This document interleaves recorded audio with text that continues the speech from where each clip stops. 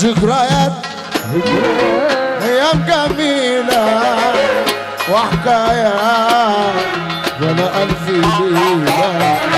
ذكريات ايام جميلة وحكايات على السقف بقى. اكبر درس من الايام كل جراح عذاب